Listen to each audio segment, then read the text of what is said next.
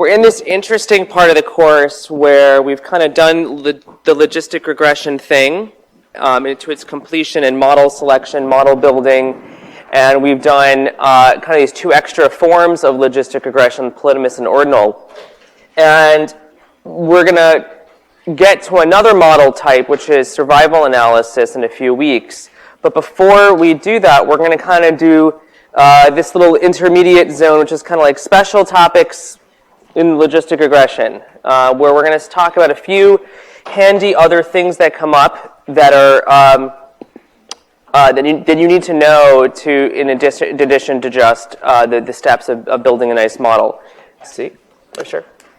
And so we're going to talk about goodness of fit and model discrimination today, which really get at kind of, okay, is it a good model in some other sense of good? You know, I'll explain what I mean by that. And we're going to talk about some diagnostic issues, how to detect problems. We're going to spend only a little bit of time on that, mostly because it's not really different from what was talked about in the second BIOS course. And then we're going to talk about another side topic, which is using the logistic model to get the risk ratio, which more and more is becoming possible and reasonable for many study situations. And we don't necessarily need to use odds ratios, which are maybe favored for more historical reasons outside of the case control study. So we're going to talk about goodness of fit and ROC curves today. We probably won't finish it. It's kind of dense, and so I'm going to try to slow down, talk through pieces. If you have questions, I'm here for you. We're here for you. And so especially the goodness of fit material is a little denser, perhaps, than the ROC stuff. It's a little front-heavy on notation and concepts before we get into something that feels more tangible, but there's just like a lot of notation to unload up front, so we all know what's going on. And so when we talk about goodness of fit, we're not talking, is this thing significant is this a significant factor? Is it associated with the outcome significantly? Or these kind of small questions that we had inside of the model about specific terms and specific things in the model that we were assessing. We're talking about really a general sense of, is this a good model for describing how the data behaves? And really a global sense. Are all of the things in this model collectively good at describing the data? That's what we mean by goodness of fit. Okay, so it's a different question than it is alcohol associated with John Henryism or whatever specific micro question you've got. And so this is really the difference between those is that you might have a significant result inside of your model. You may have a statistically significant result, but the model may just kind of stink in terms of predicting the probabilities of the event and of the outcome in the world. It may not be a very good model, even if you have a significant effect or two.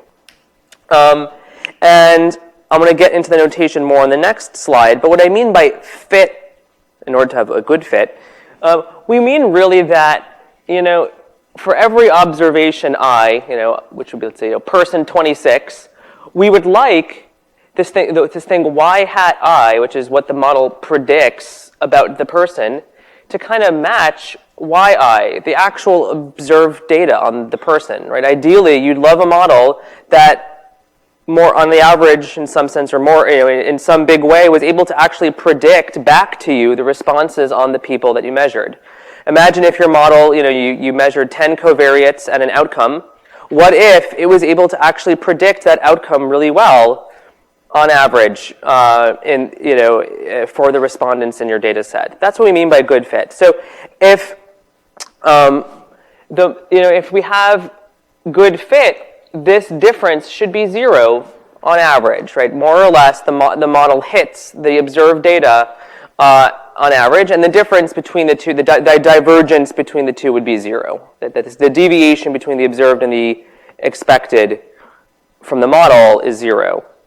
And so, good fit is this is kind of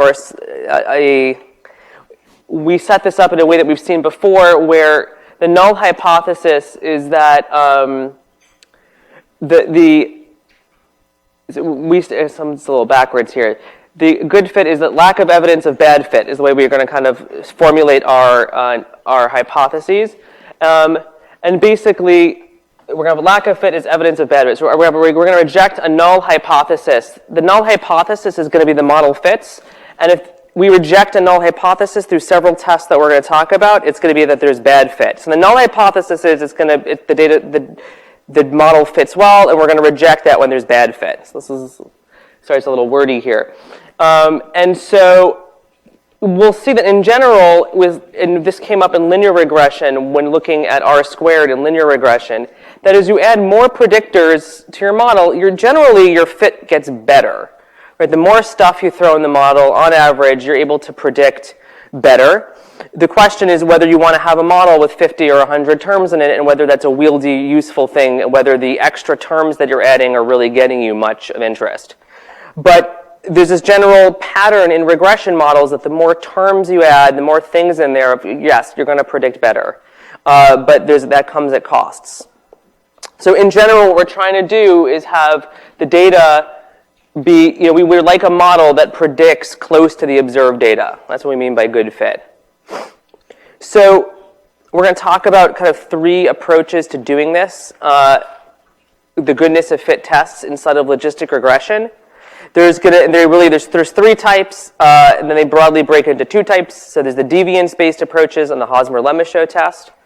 We're going to talk about this, the deviance approach based on the saturated model, which is this like ideally would be great, but isn't actually possible. So we're going to talk about the next best thing, which is a deviance test based on the fully parameterized model. And I'll talk about what I mean by all this.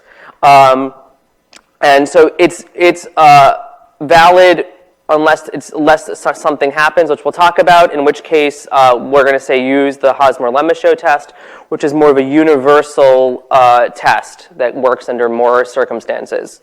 And so we're going to kind of step through this. In order to understand this middle one, we have to understand the ideal situation that you can't actually do. So I'm going to spend some time talking about something you can't do, and then I'm going to say, aha, but here's something you can do.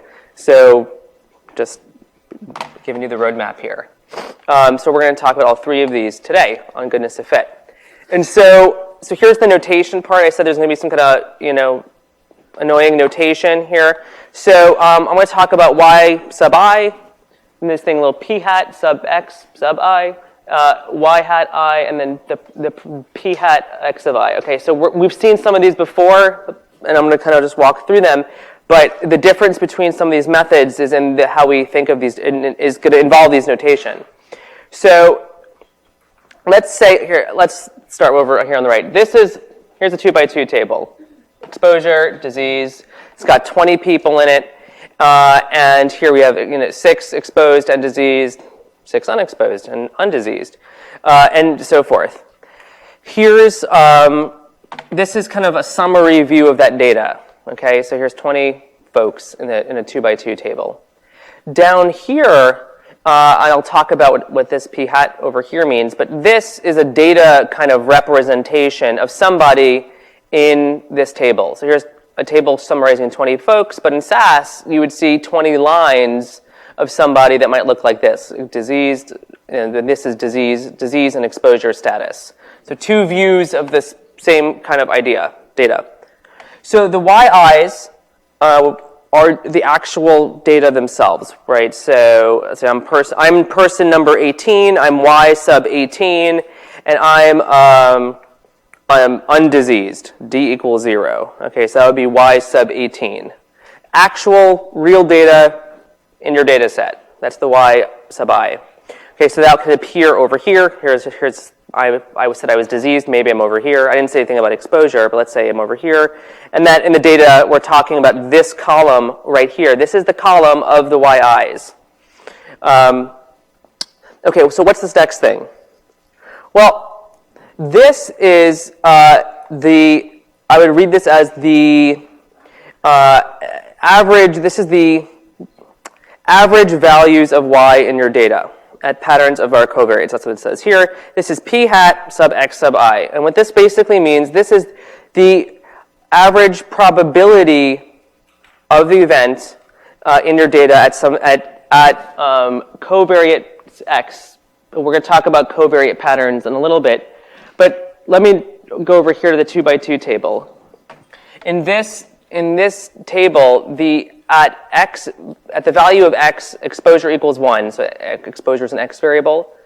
The predicted probability that you might say, or the average probability that you might say just looking at this data, would be that here in this group, in the exposed group, 6 over 10 got the disease. Okay, so 0.6 is our predicted probability, our average, really our observed kind of average probability from this data of the disease is 0.6, whereas in this column it's 0.4, right? 4 over 10. I'm not showing the over 10 here.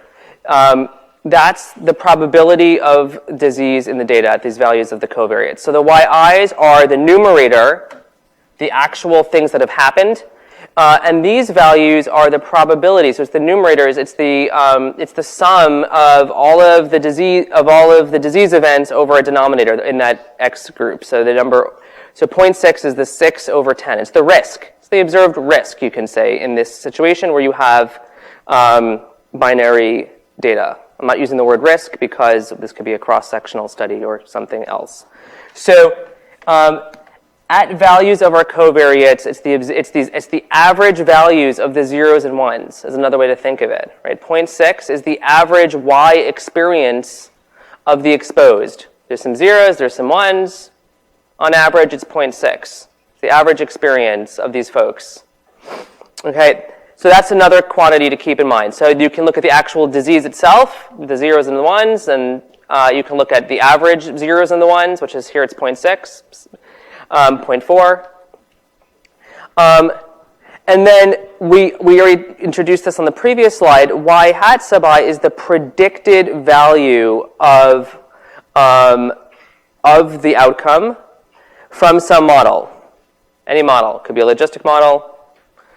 So for example, here, and I'll put it down here because this is going to be the same thing. In a logistic model, the predicted values of y come out as probabilities. Remember, we've talked about this, that in the logistic model, we don't actually quite get these per se. We get this quantity, which is the predicted probabilities of the outcome given the covariates given somebody's covariates, right? So this is our logistic regression formula. Let's say from earlier, right, this is the p of x notation. There's the logit form, and then there's this other form of the logistic model. And you throw your variables in here. You turn the crank, and out comes a probability. That probability is the predicted probability, the predicted value. The predicted probability of having the outcome y given that person's covariates. And so here, this 0.41 and this 0.81 is based on this data set, what the alpha and the beta estimate would be. You can use this estimated logistic function, and you can compute this thing called p hat, which is over here. I put the little values over here. 0.6, 0.6, 0.4, so forth. So these look a lot like this. This was not done with the model. This was saying in the data, I just looked at the data and I computed these. I could fit a logistic regression model, and lo and behold, it may come out with values that look quite similar. But the concept of this quantity, this little p xi, is what's in the data versus what a model predicts based on some covariates. That's this bottom one over here. So there's a pattern to this. This is observed, predicted. The logistic model really does not spit out 0 and 1. So this thing is a theoretical quantity, the y hat sub i's. The model does not actually give you zeros and ones for people, predicted values of zeros and ones. It actually only gives you predicted probabilities, this thing on the bottom. But this quantity would be kind of cool to have, this y hat sub I thing for a logistic model. It doesn't actually give that to you, it gives you probabilities. But these are 4 different quantities that we need to talk about. So I spent a lot of time on this slide. Do people feel okay with some of the distinctions between these? Observed, actual, zeros, ones versus probabilities. Observed versus model predicted, I meant to say. Observed versus model. Questions? Okay.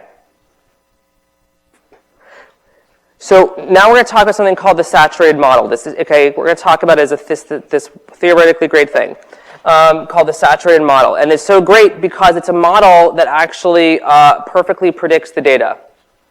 Okay? And it's a model which by definition, more or less, is a model where the quantity, this difference is 0 at every observation. So this is the observed minus kind of the predicted y is always 0. Okay, it's a model that is wonderful and perfectly predicts your data, except it's not quite wonderful, and as we'll talk about. So again, so from a logistic regression model, in theory, it would be this model that could somehow give you y hat sub I for every observation, which we talked about doesn't quite give you, but it would be a model where effectively the probabilities that it gave you were always 0 and 1, which is kind of weird, because usually probabilities are between 0 and 1, but it would be a model where the predicted probabilities actually match the observed observations. You told it, I have a person like this, and it spit back to you, they are going to die, or they are going to live, or whatever. It's this magic 8-ball that knows exactly what is going to happen because it predicts every observation perfectly. This is different than, so that would be matching, that would say that the difference of y hat minus y hat sub I is 0. That's different in a sense than saying a model where it exactly predicts the probability of being a case given the covariate pattern. So what if it said, a model that says you're exposed, you have a 0.6 chance of dying, or whatever, and that exactly matched the 0.6 that you found in the population. It's not predicting the average probability in the population. It's predicting for a given person their fate. So that's, okay, it's a different piece. This is a different idea, predicting the average fate versus predicting the fate of a given person. And so a saturated model actually can always be constructed as a model that has the same number of terms as subjects in the data set. And so one way so you could do this several ways. One way would be to have a no-intercept model that has a dummy variable for every single subject. Okay, it's not a very useful model, but you can imagine there's this model that you can make that would have we're using these little Greek letters here to represent the beta terms, but this could be beta 1 times z1 and so forth. And this is an indicator variable for whether somebody is subject, ID 22 or whatever. Every person has their own special term in the model. And you can imagine that these betas would basically return a 0 or 1 on average for a given person. Okay, this is your person 22, you're gonna live. So this coefficient will translate to 0 or 1 predicted probability. You can basically include a term for every person in the model and basically construct this perfect magic 8-ball that would predict the outcome for every single person. That would be possible. And so, for example, if somebody was person 2, let's say I'm person 2, so my indicator variable is z2 is 1 and everything else is 0. Then for me, the model reduces to a single term, and this is in the logit form, and then this is in the probability form, and it's going to always this is always by definition the probability, the predicted probability of the outcome given I'm person 2. But in this special case, it's going to actually always equal the observed data, or this is going to equal the yi actually observed for person 2. It's going to always, if I have a term for every person in the model, I'm going to get a 0 or 1 out of the model for every single person because it's saturated. It is saturated. We say saturated. It has a term for every unit of data. Every observation has a term. So it's called a saturated model. And by definition, if everyone gets their own special coefficient, it's going to be able to exactly connect the dots, as it were, of every person in your data set and exactly predict their outcome.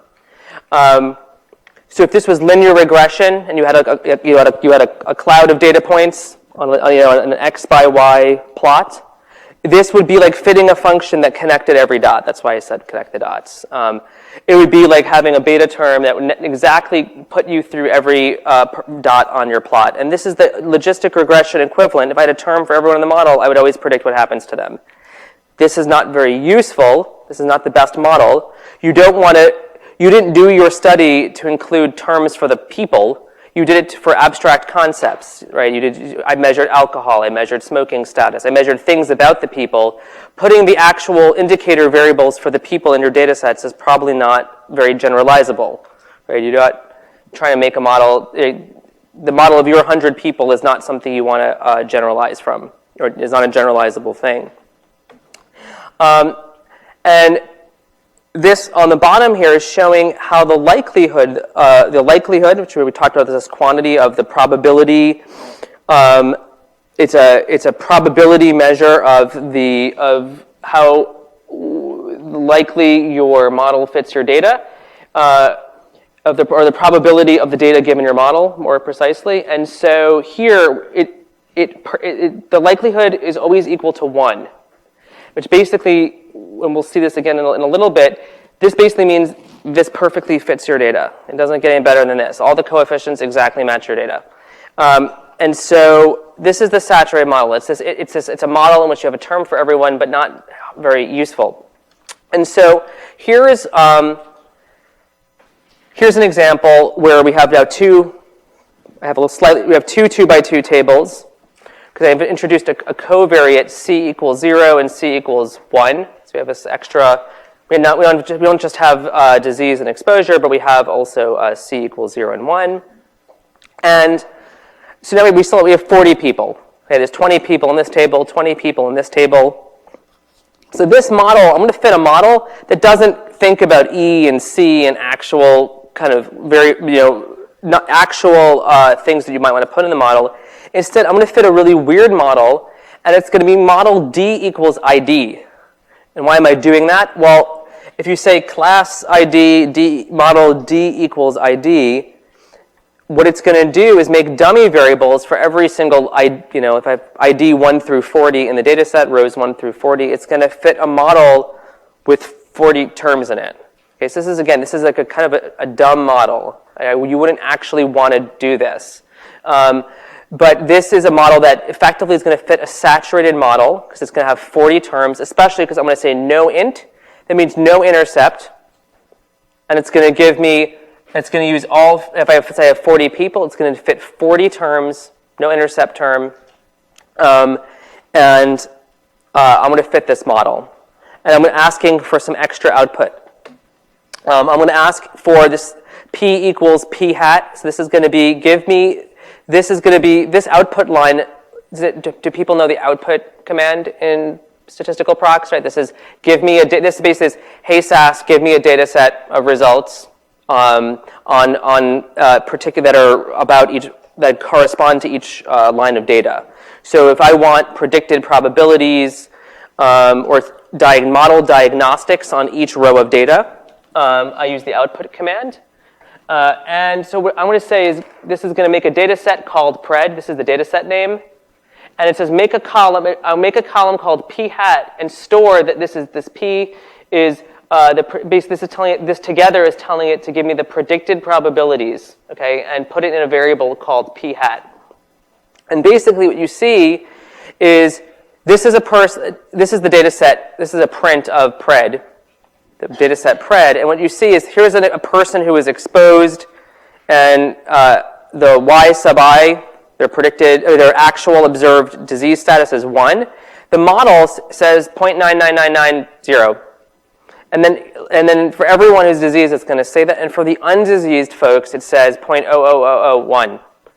Basically 0, 1. Right? There's some rounding or some other funky things here, but basically it's predicting exactly people's observed values. Okay, so again, this is not a very useful model, but in a sense, this model is as good as it gets. This model is awesome prediction. I would love a model. What if you had a model what if exposure and the C variable described a lot of the disease process. What if those two variables, if you knew those two things, you pretty much can describe the data really well. Then you might imagine if you fit a model with E and C in it, that maybe you'd get p hats that are pretty close to 0.999 and 0.001. It was really good at just getting close to the observed zeros and ones. Okay, that's kind of the idea of goodness of fit. This is an idealized model that doesn't actually make sense. But what if the p-hats in your other model, on average, were similar to the p-hats in this model? It's kind of the intuition that we're going for. Notice if you ask for this option, lack fit, it gives you some other interesting things, which we're going to talk about more, which is going to give you one table called the model fit statistics, and it's going to give you this thing called the deviance goodness of fit statistics, and notice these values are basically 0. That's going to be important. This represents the deviance from a saturated model. It's basically 0. So the idea here, I showed you a model that's kind of dumb because it has 40 terms in it, one for each person in the data. It perfectly predicts the observed values, but it's not. So the model fit really great.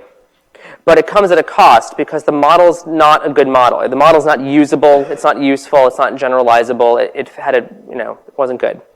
So can we fit a model? We know the saturated model stinks, but what is our model close enough to a saturated model? Can we find a model, can we fit a model that's actually functionally close to a saturated model? Can it almost fit the data perfectly? And how close is almost? How close is close enough? We're going to basically formulate the idea of a likelihood ratio test to model, is our model close enough to a saturated model in terms of its performance? The saturated model stinks. Can we find another one that performs almost as good at predicting the data? That's kind of the idea.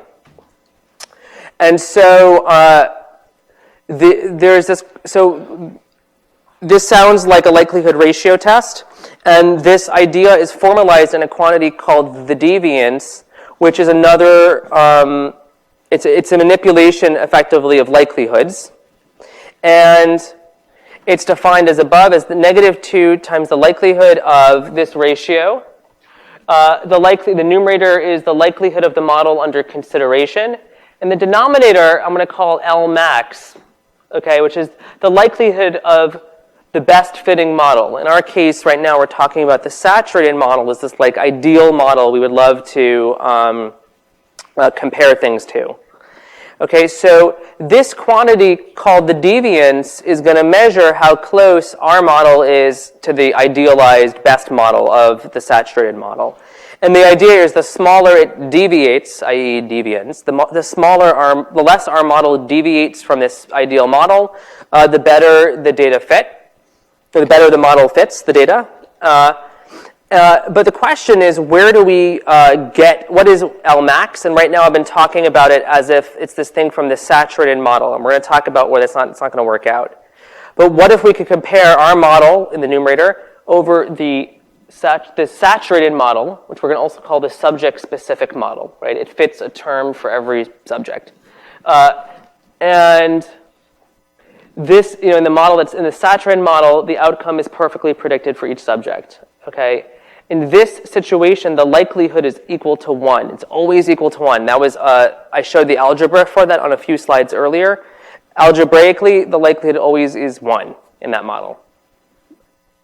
There's going to be an alternative ideal L-max model called the events trials model, or events trials deviance, really, or likelihood. And it's going to be from not the saturated model, but something called the fully-parameterized model.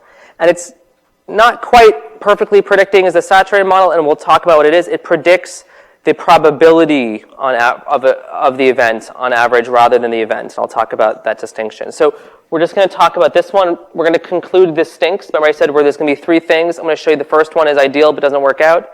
This is the one that's going to work out, the events trials based formulation of the deviance. So the big picture is we want to compare the likelihood of our model to some comparison model that we think fits the data really, really well. And we're going to test how far off we are. This basically is that this shows that this is the same as the likelihood ratio test, more or less.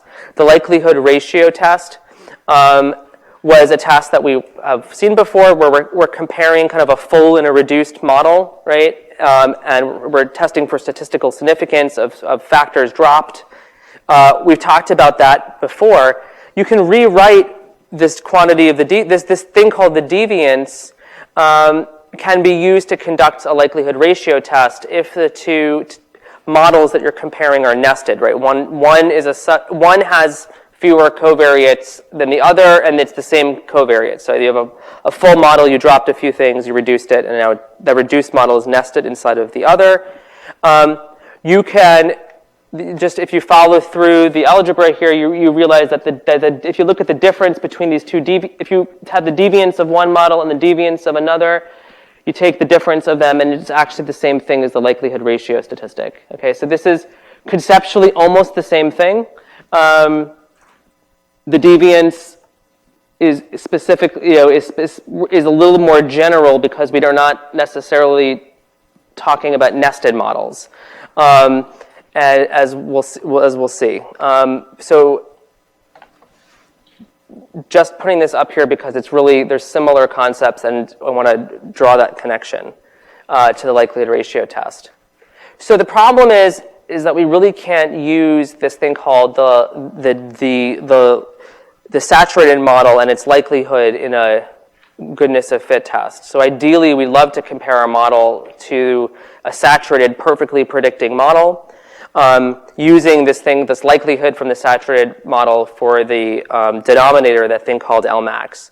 The problem is we can't, because if you remember, the likelihood is always equal to 1. This denominator piece is always equal to 1 because the model is perfect. And when we do that, it drops out of this fraction effectively when the denominator is 1. And the deviance quantity is just equal to is basically just equal to the likelihood, the negative 2 log likelihood of the model that is our model of interest that we're comparing to the saturated model. So basically, this denominator thing goes away, and we're just stuck with a single likelihood. So we're not actually comparing anything. If you imagine you're always dividing by 1, you're not actually comparing to anything. So sorry here. So so basically, this is problematic. It goes away. We can't really. This is just not a very helpful quantity. It always drops out of the denominator. This denominator piece is called the subject-specific deviance. Is another way to talk about it. And it's just not a helpful quantity. We can't actually use it because it's always equal to 1. Is basically the sum of it here. So it would make sense. It would be great to compare to the saturated model, but we can't. So what are we going to, we're going to have to move on here. So the specific problems of using this statistic without the denominator is that this deviance, what we're left with, only uses the predicted probabilities from our current model and makes no comparison to the observed values. And this thing is not distributed chi-square or usefully in any way, so we can't actually conduct a statistical test for it. And this is just not usable for goodness of fit testing. So the saturated model is great, can't use it. I've said that 100 times, but that's where we're at. So this is several slides to enforce that. But we have an alternative. We have this thing called the fully parameterized model. Okay, and so it's a variation on the idea of what it means to be perfectly predicting the data. So the saturated model was this weird model that always spit out zeros and ones as its probabilities, which is not actually what a logistic regression model is supposed to even do.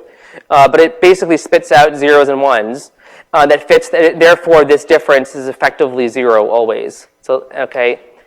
But imagine another model called the fully parameterized model that doesn't have a term for every person.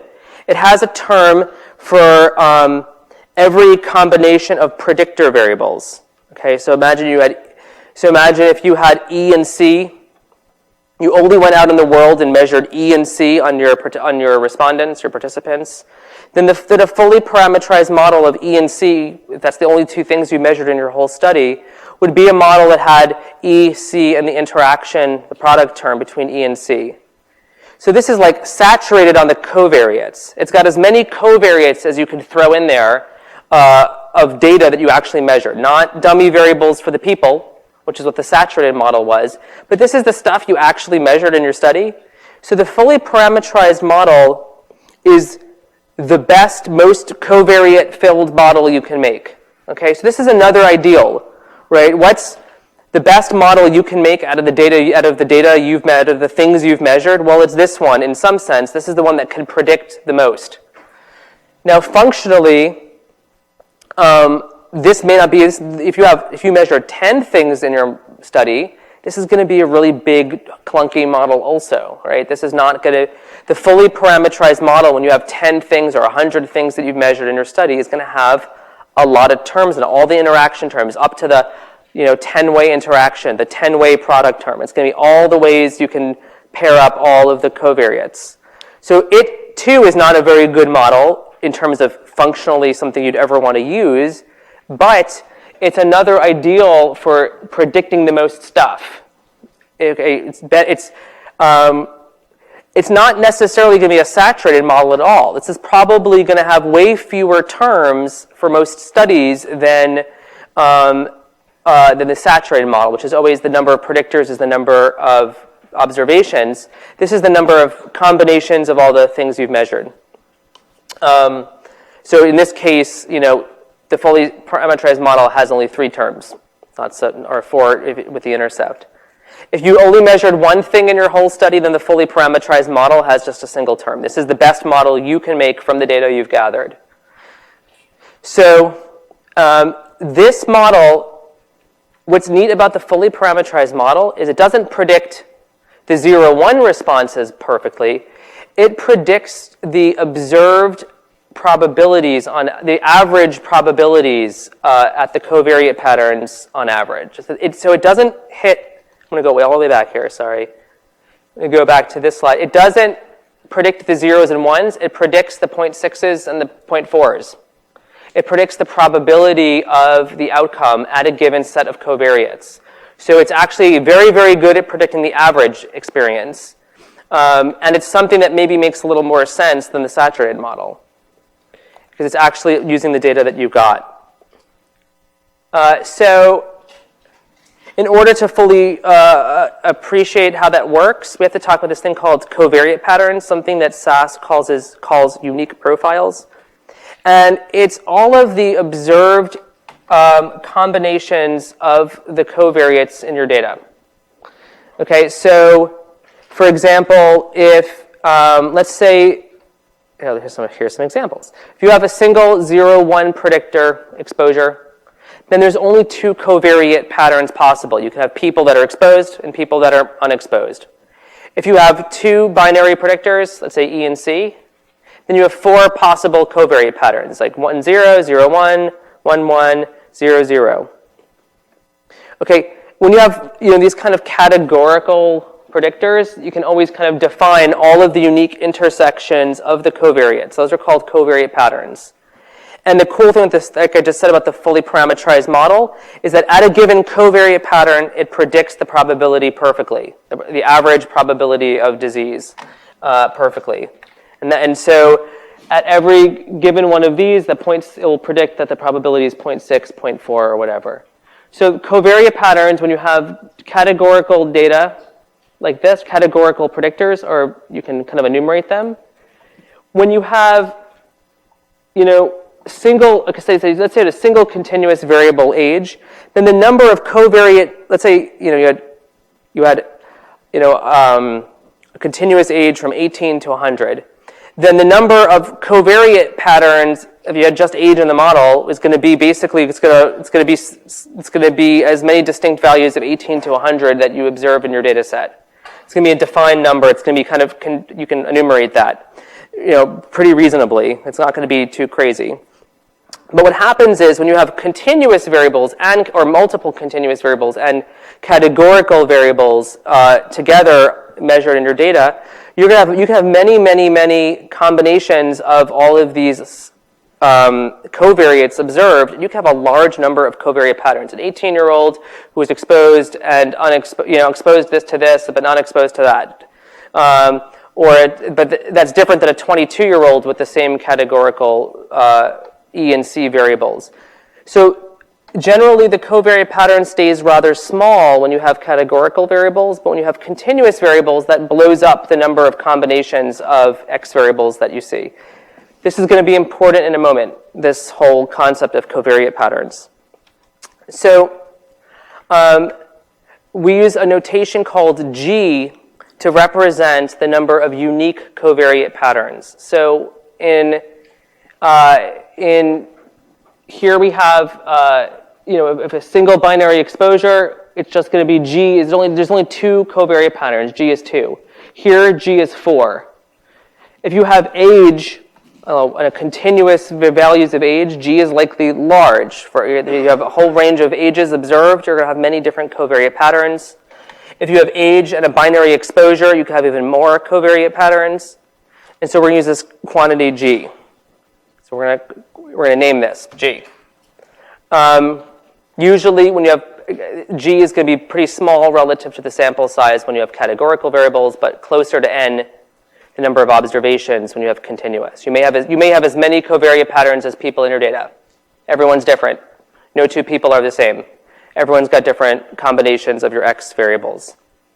So, we've already talked about this. Basically, when you have a single predictor, G is 2.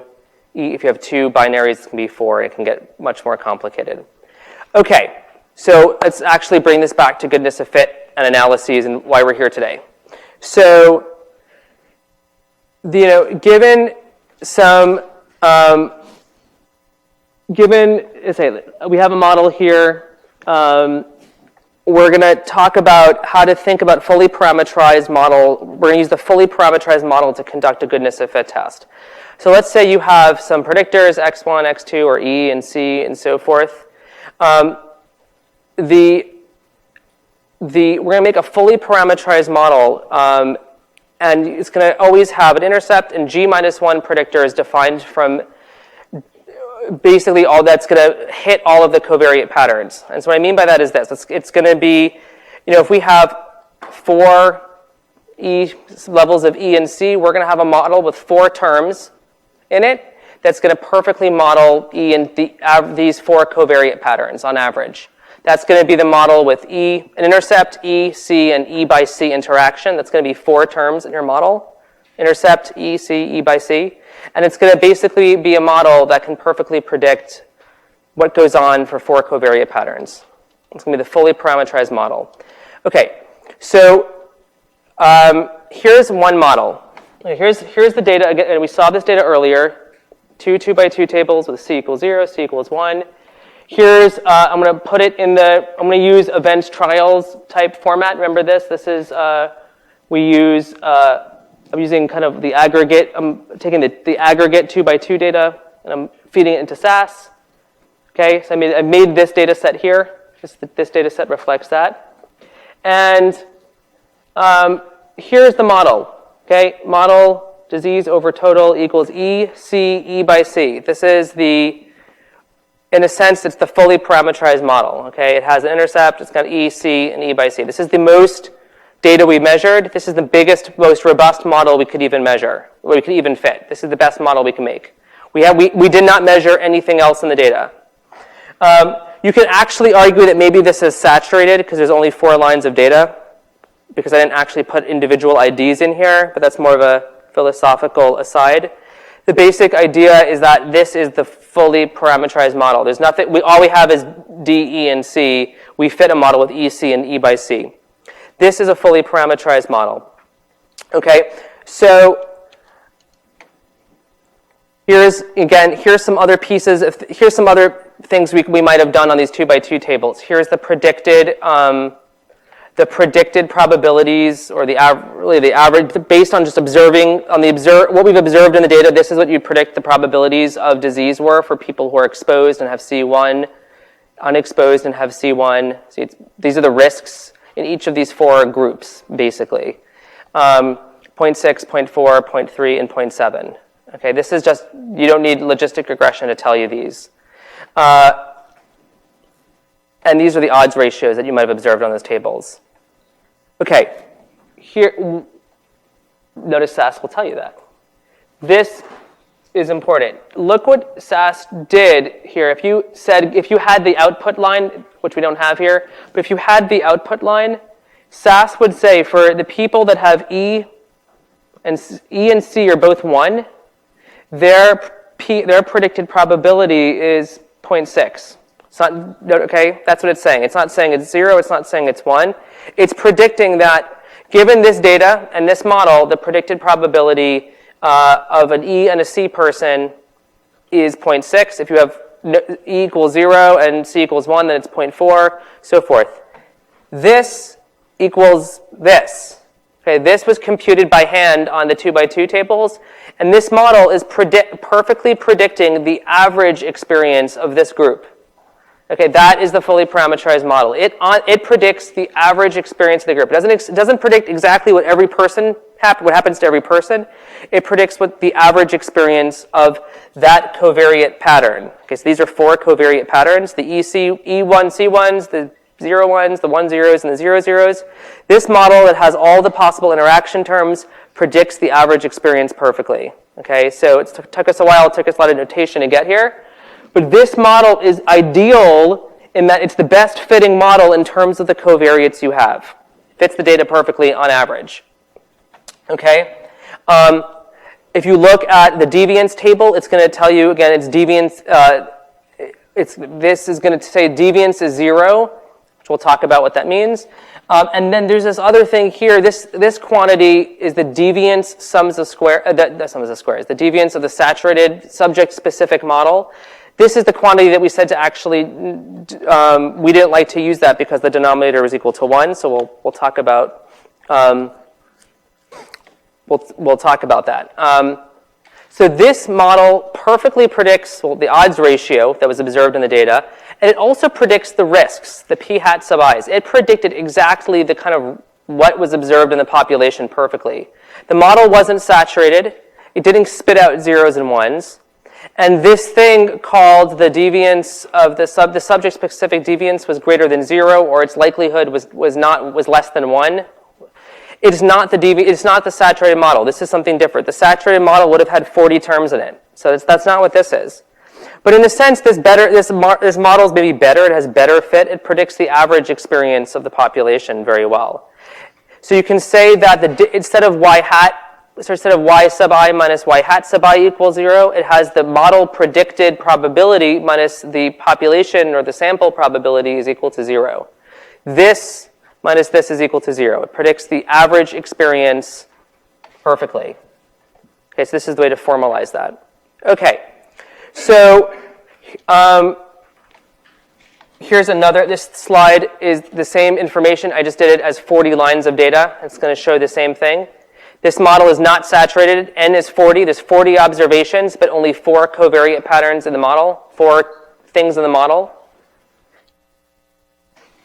Okay, here's a different model that I'm going to fit to the same data. This model has no interaction term. Okay, so this is, see, there's no EC. This is the same model as before, but no EC. Okay, imagine you were doing your study, okay, and you wanted to know, you did all of the variable selection, you did all the model selection, you did the whole EBW process, and you got to this model at the end, and you think that EC is a really good model. You say, I think this is the best model because I got rid of all of I feel confident that all the confounders are controlled for, all the interaction terms, all the EW terms are taken care of. I think based on the ideologic process that we've discussed already, this is the best model. And now I want to know, well, does it have good fit? Does it actually describe the data well? And now we're entering goodness of fit mode. Notice this is not the model that has EC in it. It's just an E by C interaction. It has just E and just C. So now I'm going to ask SAS for the lack fit option, and it's going to give us model fit statistics. And it's going to give us here, notice this says 0. This was 0 over here. This says deviance 0. Now it says deviance 3.6961. This quantity, this value of deviance that it gives us, is what we're going to call the events trials deviance, or really the deviance from the fully parameterized model. This quantity is really cool. This is the thing that we're going to use to conduct our goodness of fit test. This tells us how far off our model's likelihood is from the fully parameterized model. Okay, so this is the thing we've been marching towards for the last 30 minutes, is to get at this quantity here. On the fully parameterized model, the one that had the E by C interaction, this thing was 0, and suddenly it's 3.69. This was 0 previously because this was the departure from itself. This was how far away was this model from the fully parameterized model? Well, this is the fully parameterized model, so the deviance from itself was 0. This statistic is, now it's not 0 because we've dropped a term. We don't have this term in there. We brought SAS this model. We said, I have a model that's D equals E and C. Tell me about its goodness of fit. And it's going to say, well, it deviates from the fully parameterized model by 3.6961. This is degree of freedom 1. This is going to be, we're going to do a chi-square test with this. Okay? So this is the thing that we're going to use. We're not going to use the negative 2 log likelihood deviance from the subject-specific model. We're not going to use this piece that I showed earlier. We're going to use this other deviance statistic. And we're going to use it to conduct a goodness of fit test. It's a chi-square test with degrees of freedom being the number of terms kind of dropped from the fully parameterized model. So it's the number of terms. It's the number of terms that differ from, if you had all the different interactions of all the covariates in your model, it's the number of terms between that fully parameterized model and your model that has 6 terms in it. It's going to be the difference. Luckily, that's actually really annoying to compute. SAS is going to tell you. It's going to tell you right here how many degrees of freedom it is. This one was easy. We know that there's just E and C, and so E by C is the only term missing. Therefore, it's 1 degree of freedom. Another way so you can conduct a formal hypothesis test. The null hypothesis is it's a good fit, and when you reject this null hypothesis, you're saying, okay, the alternate is lack of good fit. It's not a good fit, bad model, and so not like bad dog. There's a dog coming up there. There's still a dog, but so. You could do a formal chi-square test, or there's kind of like a rule of thumb inspection type test that says the deviance over the degrees of freedom should be about 1. Okay, so you can do this the kind of the quick and dirty way, which is this should be approximately equal to 1, or you can do a chi-square test. Okay, there's a big caveat to this, which is that you can only do this test when the number of covariate patterns is relatively small to the number of observations in your data set. So here, we had a situation where there's only 4 covariate patterns, the various combinations of E and C equaling 1. So that's 4, and there's 40 observations in the data set. So that's okay. The closer you get to G and N being the same, you basically approach the saturated model. What if you had only 4 rows of data and 4 covariate patterns? Then your fully parameterized model was the saturated model. It's a little deep for something new. But imagine, the fewer number of observations you have relative to the number of terms in your model, you get back to the saturated model. So basically, this only works when you have relatively few distinct covariate patterns relative to the data. Otherwise, this kind of all falls apart. When does this happen? This happens generally when you have continuous covariates. I have age, I have blood pressure, I have whatever as predictors. I have as many covariate patterns as people in the data set, and everyone's distinct. And when that happens, we can't use this goodness of fit test. We're going to have to use something called the Hosmer-Lemeshow test that I'm going to try to run through quickly. It's a much simpler test conceptually, frankly, than the deviance-based approaches. Okay, so this is the events trials business, the Deviance events trials, or the Deviance fully parameterized, whatever model approach, and only works generally when you have these kind of few number of covariate patterns, generally with categorical variables. Why was there dogs? This was supposed to be that this is a big dog and this is a little dog, and we want the number of covariate patterns to be small relative to the sample size. So if they were two dogs of the same size, we would not want to use the deviance-based approach using the events trials format. Okay, so that's why there's dogs. Somewhere at the beginning of the course, we promised dogs and babies, so we've shown both now. So I'm keeping track. So the Hosmer-Lemeshow test is a more general test of the same idea that on average, you want the model to basically hit the average predicted probabilities. You don't want it to hit the zeros and ones exactly. We want it to predict the average experience of the outcome in the data set.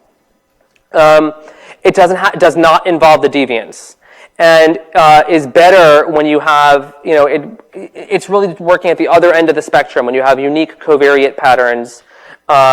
You want to have a large number of covariate patterns, frankly, and ideally, it works on this other end of the spectrum where you have age and all these continuous variables, and you've got problems with using the other test. It does fine. It does fine over here when you have complex covariate patterns. And the basic idea is it's going to look. We're going to look at these. We're going to call them deciles of risk. We're going to divide the data into groups, and what it's going to do is it's going to look at the sum of the predicted probabilities and look at the sum of the observed outcomes, and it's going to compare them. I'll show you what that means. But it's going to compare the grouped experience of the data in some way and say, did the model on average in these groups was the average experience in this group the same as the observed average experience of of the group? Was it similar to what the model predicted for the group? Okay, so it's going to be the observed outcomes, and it's going to compare it to what the model predicted. And it's going to be similar to a chi-square test where we've compared observed and expecteds in a number of different ways. So we're going to use a data set called the Evans County data set. And this data set has, it's a cross-sectional study. The outcome is going to be cardiovascular disease, CHD here, 0, 1. And there's an exposure variable, catecholamine, 0, 1, and some other, and notice there's a whole bunch of covariates. In a sense, we're not going to go too far into the example because I'm just going to show you what happens in the goodness of fit test. But it has, importantly, it has two continuous covariates, age and cholesterol, and then some binary variables. And the idea here is that the combinations of all of these, all of these variables are going to give me many, many covariate patterns invalidating the other approach, the deviance-based approach. And I want to use another test. Here's a model. Let's say this was your model. You do exactly as we tell you in this course, and you go through the whole process, and you win a gold star, and you've got this as your final model. This is perfect. And now you've said, but does this model actually describe the data well? It's significant. It's statistically significant, but does it actually tell me anything? Does it actually describe the fit of the data? Does it fit the data well? And now you're in goodness of fit territory. Here we expect the number of covariate patterns to be about the sample size, given that there's two continuous variables in complex kind of ways here. So this is the output of the Hosmer-Lemeshow test. And I'll kind of walk through it. And it's really, if you stare at the output of it, it kind of begins to make sense. So it's actually easy to jump to the end here as we walk through it. The first thing it does, it splits the data into tenths, deciles. And it ranks the people based on their deciles of risk. And so what it means by that is it ranks the people by their predicted model probabilities of getting the outcome. Right? So the logistic regression model, right, it gives everybody a quantity p hat xi. Every single person can get a p hat, a predicted probability, and it ranks all the observations. You have an 80% chance, according to the model, of having cardiovascular disease. You have a 62% chance, or whatever it is. It ranks all the observations and then cuts them into tenths. Okay, and that's kind of what we got here. It's cut into tenths here. And so what you can see that kind of, look over here, this is what it's doing. So notice this is ascending here. This is the sum of expected probabilities of having cardiovascular disease. These are the deciles of risk here. So here, I'm going to put these two up. This is CHD equals 1. This is the probability of having coronary heart disease, cardiovascular disease, I'm saying CVD. This column is for the 60 people that were in the top 10% predicted risk. The 60 people in that most risky group actually had 29 instances of 29 values of Y, and therefore 31 values of 0. This is the actual data. In these 60 people, 29 had the outcome, 31 didn't. Okay? Notice this, they're a pretty high risk group. Half of them effectively had the outcome compared to like the lowest group, 2 and 59, basically. So the sum of their Ys, the sum of their zeros and ones, there's 29 ones and 31 zeros. The model, if you look at each person, if you sum up what each of the people was predicted by the model, wow, it's really close. The model, for those 60 people, if you sum across them, came up with almost 29 on the dot, predicted cardiac outcome events, and 31 on the other side. So wow, look at this. So you go down here to the decile 3, 2.68 versus 2. That's pretty good. So across those 61, we saw only 2 outcomes, and the model said there should have been 2.7. So notice this is not at the individual level. This is at kind of like the group-wise experience level, which is kind of what the last goodness of fit tested. This is about the average experience of the group. Does this feel like good fit? Should feel like good fit. The model, wow, it's nailing. It's in these 61 people, it said 0.94 and it should have been 2. Should have been 29. It predicted 28.7. So that's actually like a pretty good model. The Hosmer-Lemeshow test is a formal comparison of these two columns. That's all. It's a chi-square test that is trolling along the rows of this column between these two columns and comparing how far off the model's expected prediction was from reality. Okay, and it's going to use this other side too, but you get this by subtraction. This is really easy to do. You can just subtract it from 60 and 61. So all that the Hosmer-Lemeshow test does is formalize that intuition of it goes along each of the 10 rows and does observed minus expected squared over expected. So 29 minus 28.71 squared over 28.71. It does it on this part here and on the 0 part over here. And it's, again, same null hypothesis. Good fit is the null hypothesis. So if you fail to reject the null hypothesis, the model seems to fit well. There's no deviation between the observed and the expected. It's pretty good. They're pretty close to each other. And the alternative hypothesis is, whoa, these columns are very far apart, actually. The expecteds and the observed don't line up, right? So, and that is a chi-square with 8 degrees of freedom test. And so here on the Evans County data, what you get here is a Hosmer-Lemeshow test if you use the lack fit option. 0.4343 is the p-value, so you fail to reject goodness of fit. You say, actually, we think this fits the data pretty well. This is a good model. Not only were things significant and odds ratios and all that other stuff we used to care about, by the way, the model also describes the data well. Notice 599 unique profiles, this thing says, underneath the goodness of fit test. This is the G. So there were 599 covariate patterns in the data, and we had only 600 observations, 9 observations or whatever it was. So 599 ways to have the covariates, and it's almost the same as the sample size. So we needed to use this. We could not have used the deviance-based test. This was a good idea. We're going to go in a second. So this is the formal definition of what we just said with more notation, but it's the same thing. This is the formal way to, tell how do you actually go about computing this. We just kind of listed the steps here.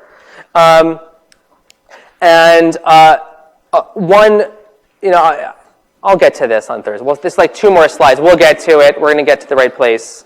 I'll see you Thursday.